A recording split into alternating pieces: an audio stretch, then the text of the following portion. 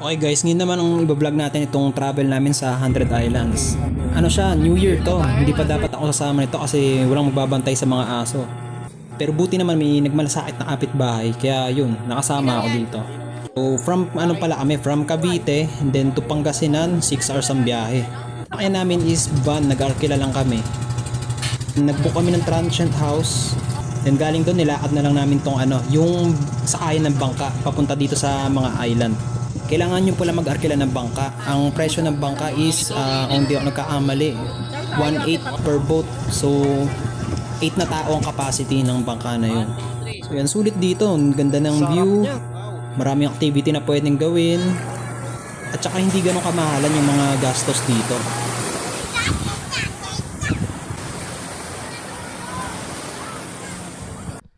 Yan, pwede ka rin mag-snorkeling pero hindi ako marunong lumangoy kaya nag-life vest na lang ako.